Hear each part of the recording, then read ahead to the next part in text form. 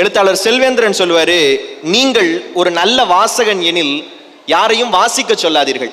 இந்த புக்கு நான் படிச்ச ரொம்ப நல்லா இருந்துச்சு, நீயும் படி அப்படின்னு சொல்லாதீங்க.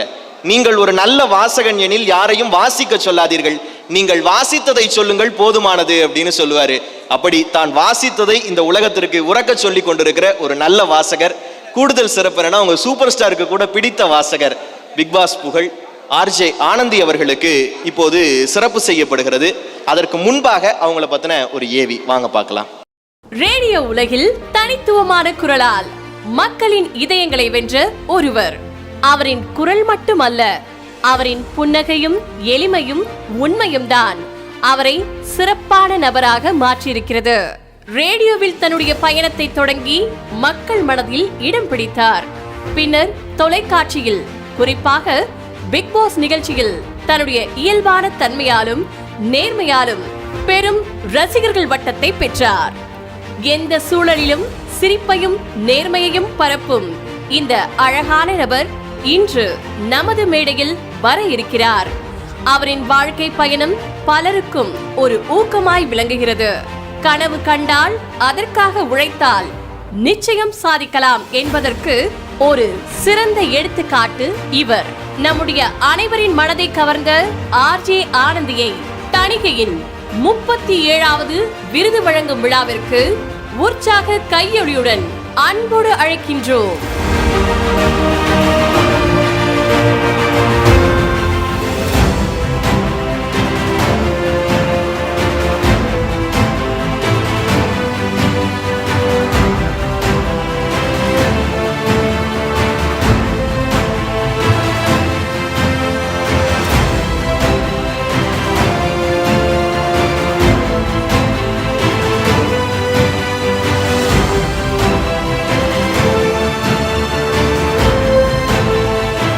வணக்கம்.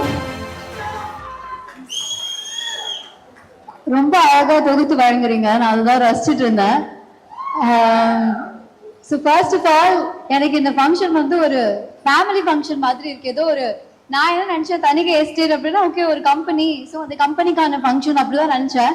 பட் ஸ்டேஜ் பார்த்தா நம்ம வீட்டில் எப்படி ஒரு பண்டிகை காலத்துல ஒரு ரூம் ஃபுல்லா நிறைஞ்சிருக்கும், எந்த ரூம்ல யார் இருக்காங்க அந்த மாதிரி எதுவுமே தெரியாது. அந்த அளவுக்கு வந்து மேடை நிரம்பி வழியிற அளவுக்கு ஒரு குடும்பமா இருந்து இது எல்லாரும் செலிப்ரேட் பண்றது பாக்குறதுக்கு வந்து ரொம்ப அழகா இருக்கு. எனக்கும் ஆர்கிடெக்சருக்கும் வந்து ரொம்ப தூரம். ஆனா இந்த தஞ்சை பெரிய கோயில் வந்து ஆர்கிடெக்சர்ல ஒரு பயங்கரமான இது அப்படின்னு எல்லாரும் சொல்றதுனால ஒரு தூரம் அங்க போயிருந்தேன். அப்போ அங்க வந்து ஒரு ஹிஸ்டாரியன், ரொம்ப வயசானவர், அவர் என்ன பண்ணாருன்னா கோயிலுக்குள்ள கூட்டிட்டு போவாருன்னா வாசல்லையே ஒரு அரை மணி நேரத்துக்கு மேல பேசினார். அப்போ அங்க ஒரு சின்னதா ஒரு கல் இருந்தது. அந்த கல்லை வந்து காமிச்சிட்டு, இந்த கல் என்ன தெரியுமா அப்படின்னு கேட்டாரு.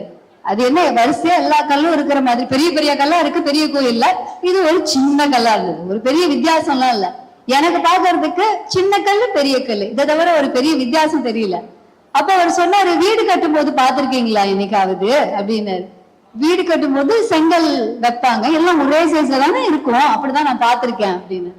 இல்ல, நீங்க உற்று பாத்தீங்கன்னா நல்லா தெரியும், எவ்வளவு பெரிய பில்டிங்கா இருந்தாலும் அதுக்கு ரொம்ப ரொம்ப முக்கியமானது ஒரு விசைக்கல் அப்படின்னு சொன்னார். சோ இவ்வளவு பெரிய தஞ்சை பெரிய கோயில்ல இந்த ஒரு முன்னாடி இருக்கிற அந்த ஒரு ஆர்ச், அது வந்து நிக்கிறதுக்கு ஒரு முக்கியமான காரணமா இந்த விசைக்கல்லை நாங்க சொல்லுவோம் அப்படின்னாங்க. எனக்கு என்ன ஆச்சரியமா இருந்ததுன்னா, அவ்வளவு பெரிய ஆர்கிடெக்சர்ல அவ்வளவு பெரிய கற்கள் இருக்கக்கூடியதுன்னா அந்த விசைக்கல் அவ்வளவு முக்கியமா அப்படின்னு வந்து எனக்கு ரொம்ப ஆச்சரியமா இருந்தது. ஆனா ஆக்சுவலி பார்த்தா நம்ம வீடுமே அப்படிதான், நல்ல ஒரு வீடு பூசி மொழிகி அந்த மாதிரி நம்ம பார்க்கும்போது, ஒரு புதிய வீடு பார்க்கும்போது நமக்கு அதுல இருக்கிற சின்ன சின்ன கல்லோ பொடி பொடி மண்ணோ அவ்வளவு சீக்கிரம் தெரியறது இல்லை. ஆனா அது எல்லாம் சேர்ந்ததுதான் அந்த வீட்டை வந்து ஒரு வீடு அப்படிங்கறது ஆக்குறது. அந்த வகையில எனக்கு தெரிஞ்சு இன்னைக்கு கொடுக்கப்படுற விருது அப்படிங்கிறது ஒவ்வொருத்தவங்களுக்கும் ஒரு டெசிக்னேஷன் இருக்கு ஒரு கம்பெனில, அவங்க வேலையை செய்வாங்க.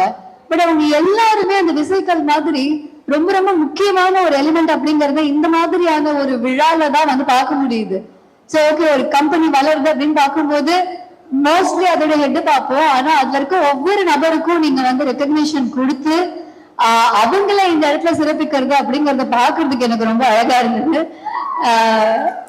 அண்ட் என்னோட ஏரியை பத்தி சொல்லும் போதும், இதுக்கு முன்னாடி வந்து சார் ஐஏஎஸ் ஆபீசர் அவர் வந்து பேசும்போதும் அவர் சொல்லியிருந்தாரு, 2 விஷயம் வாழ்க்கையில ரொம்ப முக்கியம்னு. சின்ன வயசுல இருந்து ஃபார்ச்சுனேட்லி ஒண்ணு என் கூடவே தான் இருக்கு, சிரிச்சுட்டே தான் இருப்பேன். நான் யாரை பார்த்தாலும் சிரிக்காம என்னால மறைச்சிட்டு இருந்தா கூட அவங்கள பார்த்து ஒரு ஸ்மைல் பண்ணிட்டு தான் போவேன்.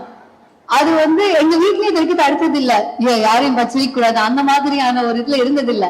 சம்வேர் அது எனக்கு வாழ்க்கையில ரொம்ப சந்தோஷத்தை தான் கொடுத்துருக்கு. ரெண்டாவது வந்து அவர் முதல்ல சொன்ன விஷயம் நம்பிக்கை.